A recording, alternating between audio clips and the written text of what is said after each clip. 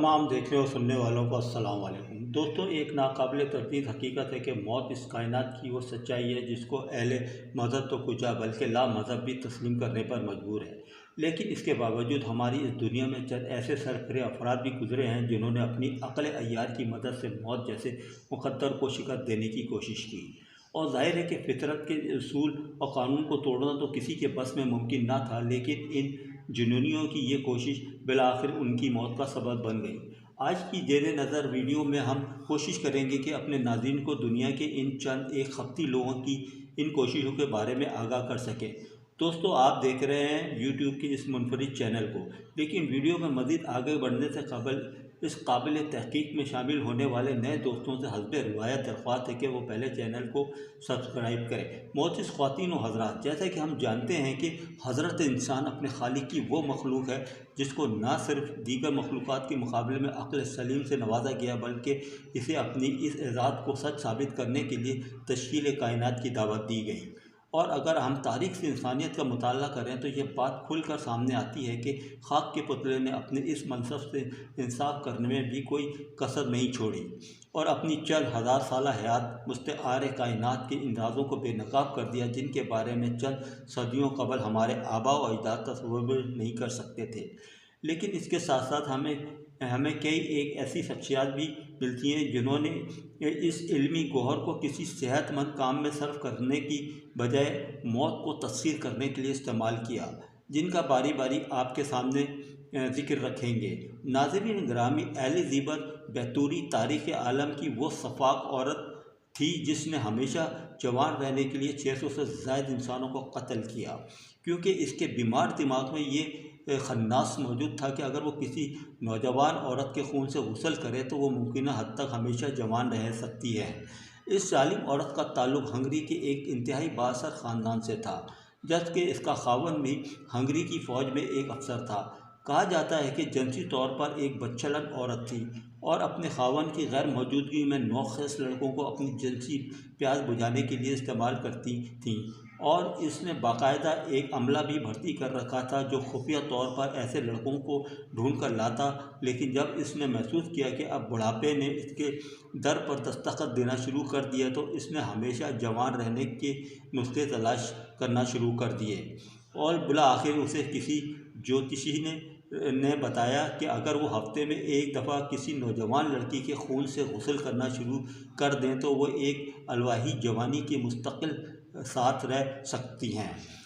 इस मकसद के लिए उसने अपने अमले के अफराद को हुक्म दिया कि वो इलाके से ऐसी नौखेस कलियों को तलाश करें जो इसका ये मकसद पूरा कर सके। नाज़रीन, 16वीं सदी के इस दायरे में इस दौरान 600 से ज़ायद लड़कियों को न सिर्फ मौत के घाट उतारा बल्कि इनकी नशीली खून से गुस्ल भी किया, और अब यह सिलसिला अभी जारी ही था कि इसके जुर्म का सुराग लगा लिया गया और बिला आखिर तारीख़ के ये सफ़ात तरीन औरत हुर्फ़े क़ैद व बंद के दौरान ही अपने नापाक वजूद को इस दुनिया से समट कर ले गई। नाज़रीन, शायद आप में से कुछ अहबाब जानते हों कि चाइना कदीम ज़माने में 6 हिस्सों में बटा हुआ था और फिर इसके एक बादशाह जिसका नाम जिन शुइंग ख्वा था, इसको यूनाइटेड स्टेट की हैसियत हासिल थी। ये जाबिर और इंतहाई ताकतवर हुक्मरान था, लेकिन जब इसने बुढ़ापे की दहलीज पर कदम रखा तो मौत का खौफ उसके असाब पर सवार हो गया, जिसके लिए उसने अपनी ज़िंदगी की राहें तलाश करना शुरू कर दी। उसको बताया गया है कि दुनिया में एक ऐसा जजीरा मौजूद है जहाँ एक मखसूस मौसम में एक ऐसा फूल खिलता है जिसको खाने से हमेशा की ज़िंदगी हासिल होती है। इस दीवाने ने अपनी फ़ौज के एक हिस्से को इस जजीरे की तलाश के लिए भेज दिया, लेकिन इसे फूल तो क्या मिलना था, वो अपनी फ़ौज से भी हाथ धो बैठा जो कभी लौटकर वापस न आ सकी। अपनी इस कोशिश में नाकाम होने के बाद इसने फिर से किसी दूसरे की तलाश शुरू कर दी। फिर एक फरजाना नुमा दीवाने ने बताया कि अगर वो पारा पीना शुरू कर दे तो हमेशा की जवानी हासिल कर सकता है, जिसके बाद जान कशी इस नसीहत पर अमल शुरू कर दिया। लेकिन जैसा कि कहा जाता है कि ज़्यादती किसी भी चीज़ की बुरी होती है, जब इसने हद से ज़्यादा पारे का इस्तेमाल किया तो यही कीमिया इसके लिए इस जहर बनकर इसकी मौत का सबब बन गया और यूं फितरत हमेशा की तरह एक बार फिर जीत गई। नाज़रीन ग्रामी, अब रशिया के साबिक सोवियत यूनियन के इस डॉक्टर का अहवाल भी जान लीजिए जिसको दुनिया एक ज़हीन तरीन इंसान के तौर पर जानती थी और जिसने पहली जंग अज़ीम में 1916 तक रशिया की फ़ौज में डॉक्टर की हैसियत से काम भी किया था। लेकिन फितरत की सितम ज़रीफ़ी देखिए कि एक डॉक्टर होने के बावजूद इसके दिमाग में भी यही जुनून मौजूद था कि काश किसी तरह से हमेशा की ज़िंदगी हासिल की जा सके। सो उसने खुद पर ही तजर्बा शुरू कर दिए और बड़ा आखिर उसने महसूस किया कि अगर वो अपने जिस्म का खून तब्दील करना शुरू कर दे तो वो लाजवाल हो सकता है। तो इसने 1920 में अपने जिस्म का खून तब्दील किया, फिर इसको एक मामूल बना लिया, जिसके बाद इसके दोस्तों ने भी इससे ये कहना शुरू कर दिया कि वो पहले से कई निस्बत ज़्यादा जवान नज़र आ रहा है। इनकी इस राय ने इसको और भी ज़्यादा तक़वियत दी। लेकिन जैसा कि हम सब जानते हैं कि फितरत के अपने उसूल